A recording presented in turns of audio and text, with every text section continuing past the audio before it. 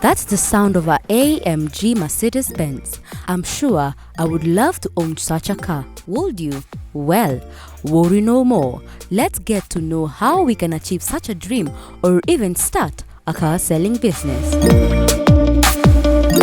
The automotive industry is defined as the key contributor to Kenya's manufacturing pillar under the Big Four agenda, which is anchored in the Vision 2030, Kenya's long-term development blueprint, in which industrialization and economic transformation are key goals. This backdrop largely guided the development of the National Automotive Policy by the Industrialization Ministry in 2019. Not many people are aware of the history of Kenya's automotive sector. In the 1960s, we had the assembly of the Volkswagen. Economic liberalization in the 1990s broadened customer choice and car imports became the norm. By the mid-2000s, many local part manufacturers had closed. Until recently, local vehicle assemblies capacity utilization levels were lower than 20%, while second-hand vehicles now account for more than 80% of all fully built imports to Kenya. The automotive policy aims to support the domestic industry in achieving competitiveness in the automotive sector as part of Kenya's jobs agenda. Initiatives over the next 12 years will support motor vehicles and motorcycle assemblies, local components and part manufacturing, market access, especially to public sector procurement, and cross-industry collaboration on innovation, research, and technology. The volume of imported cars and motorcycles has been on the increase due to the availability of attractive credit from financial institutions and the rise of middle class. According to the Kenyan National Bureau of Statistics, the volume of imported vehicles between 2003 and 2012 have grown to over 300% from 33,000 units to 110,474 units. Passenger vehicles were Kenya's fourth largest import over in 2015, valued at approximately $440 million and making up to 2.4% of total imports, while commercial vehicles ranked 7th, valued at $380 million. If the current trend of 10% to 12% growth per annum on vehicle imports is to be maintained, Kenya will have 5 million vehicles on the road by the year 2030. Although Kenya used to have large volumes of grey and illegal imports, this has been reduced through a number of government interventions, and as a result, the used imported market is now more regulated. The Kenya Revenue Authority and the Kenyan Bureau of Standards are situated at the entry ports such as the Port of Mombasa and Jomo Kenyatta International Airport to monitor and record all arrivals of vehicles. Meet Mr. Kelvin, who was born and raised in Meru Kagaa. Kevin had the desire and passion to own a car and even drive one. He drove his uncle's car when he would visit home, and later people in the village knew him for his desire for cars. In 2009, he got a job in a uniform shop, which used to pay him 5,000 Kenya shillings up to 2010. Later, he got a county council job to plant and water trees in town, which used to pay him 7,000 Kenya shillings. In 2011, Kevin joined Kenya Polytechnic Nairobi, where he studied Mechatronics engineering. Though he did not clear his studies, but he ended up with his dream job, LIVINGSTONE Auto, and today he gives us his story to his successful journey. So Kevin, tunaweza sema is a car dealer in Nairobi, and he's a vigilant young man. Ambaye amekuwa kwa industry ya magari for 8 years. And on the other side, by the way, Kevo is a Christian. Yes. And he's happily married. Hallelujah. With one son. 1 year old. Nice. So pia ndio nimeanza safari ya uzazi. So there's nothing much about Kevo. He's just a cool guy. When you want your ride, you can just give him a call. Nice. It's just a sort call you away. out. Napenda hiyo vibe. You don't need to go all around Nairobi ukitembea kila mahali ati you're looking for a car and solve your issue in a few minutes. So ulianza aje hii business ya kuuza magari? Let's say start yake ni passion. I'll call it passion. Mimi kama Kevo, since nikiwa mtoto mdogo, I had a passion about cars. And the funny thing, kwetu hatukuwa hata na gari. But now nikienda na matatu nilikuwa napenda sana kukaa kiti ya mbele, naangalia what the driver is doing. So nafurahia, I'm learning from it. Naona na change gear, na kanyaga kitu hapa. Ulikuwa unashika tu ukiona? Naangalia tu. Sasa mtu akikuja kwetu like my uncle na gari, na pressure, nataka kuendesha, ananipatia, naendesha, anashangaa vitu kama hizo. Hujaigongesha? Hapana, imagine actually all my life sijaigongesha. Hata kuguza, even a scratch. Na walikuwa wanakuamini aje na wajaiona? Kwanza ule ulinini? Anakuja anakaa na wewe hapo, anakushika, alafu kidogo anaona unajua nini unafanya, anakuacha. Okay. So the next time hatakuwa all that woga. So hivyo ndivyo tu nilianza. So after shule form 4 I thought maybe I should try and do a course ya mambo ya magari. Okay, genuinely in my mind sikuwa nimefikiria mambo ya kuuza magari. I was not that exposed. So mi akili yangu ilikuwa mechanic.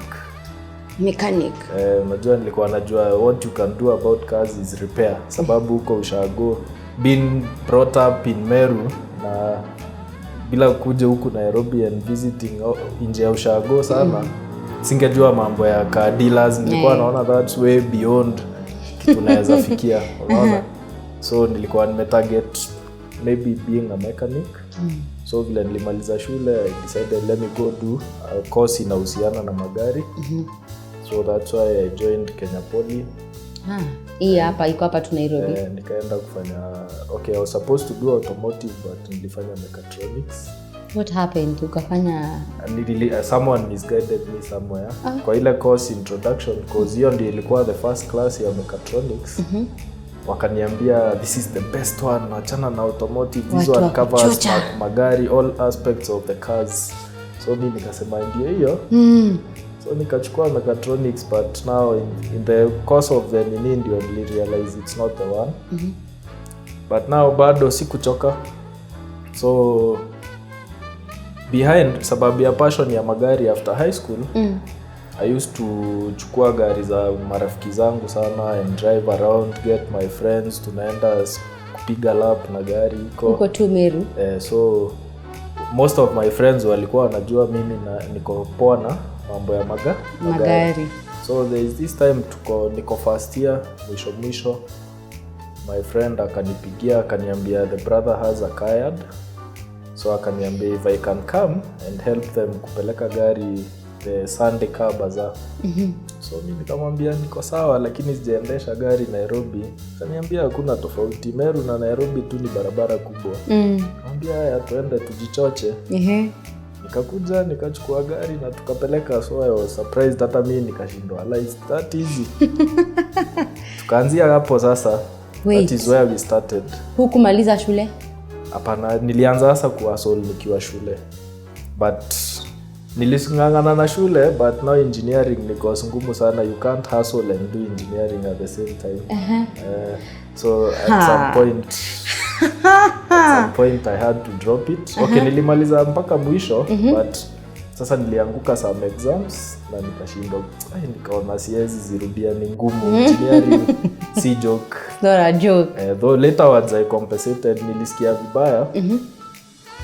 So vile mambo yangu ilianza kufunguka, I joined school afterwards. Nice. Actually I'm graduating in December. Tunakuja kukula keki? Lazima. Nice one. Yeah, lazima. Mimi najua kukatisha keki by the way. It's ile ya kwanza ni ya mzazi, alisikia vibaya, so niliona hasa let me do something. Ile kitu imeingia kwa life yangu because I do marketing. So I decided let me do marketing, nijisomeshe. Sasa ndio niwe na hiyo fulfillment, mzazi ajue nimesoma na bado mi pia nimefanya kitu napenda. Tunakuja mimi ndio MC hiyo day kabisa. Mimi nakatisha keki huko. Lazima niwaite. Awesome. Wote lazima tuikule. Yes. From the marketer. Sasa tuliondokea mechanics, sasa tulikuja kwa business sasa. So marketing sasa saa hii naweza sema ndio my main hapo sasa ndipo, lakini sasa still on the automotive industry. That is very nice. And apart from kuuza magari, what else do you do for a living? Actually, I'm a farmer. As young as I am. Lakini, okay, hii nayo ni thinking nyingine. This is what happened. Nilikaa chini nikaona hii industry ya magari imekuwa very crowded. Everyone wants to sell cars. Alafu so unfortunate serikali yetu imekubali Wahindi wengi sana in this industry. So na hao Wahindi you can't compete with them. Their prices are crazy. And their muscle yao, they are doing higher purchase. Sisi with our small capital we can't do higher purchase. So nikaona it's very crowded. Hiyo cake inakuwa shared among so many people. So you need a side hustle. Like now vile uko na familia, you can't tegemea biashara ya magari pekee.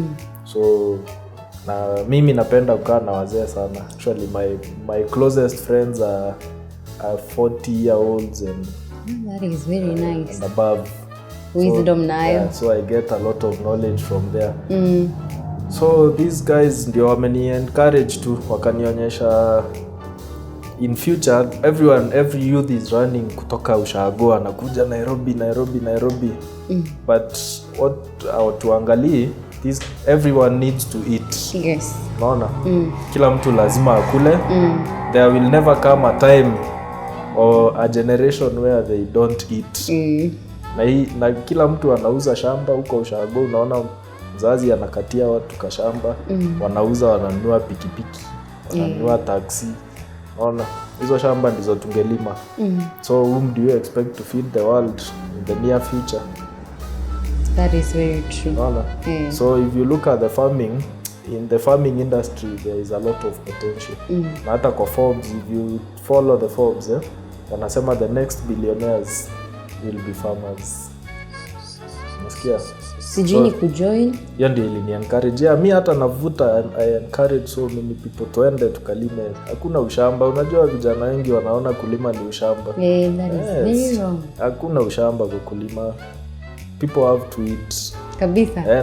Nowadays things are modern. You don't have to go with the jembe ati mimi sahi tuko Nairobi. But shamba yangu is running. What do you farm? I farm onions.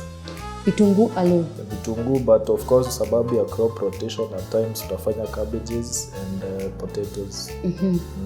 That is. But my main is onions. Ingekuwa the land can maintain onions only, ndio ningetaka kufanya all the time. But now uta mess up the fertility.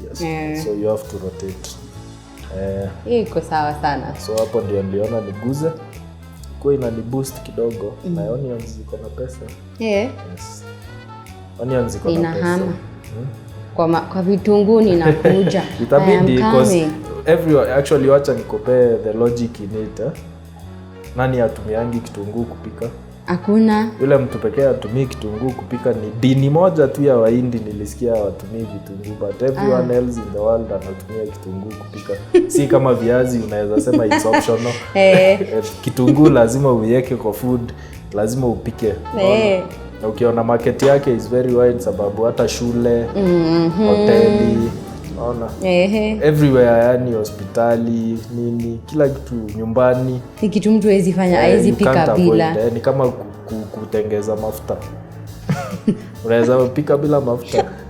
Kuna wenye upika hivyo. Lakini ni ngumu. Ni rare case. Of course, tukiongea about everyone, si 100%. Si 100%. It's a majority. Kabisa. So, where do you source these cars? Unazitoa wapi? Locally, internationally, do you have this best person, one specific person where unaitaka tu unachukua? Hapana, what happens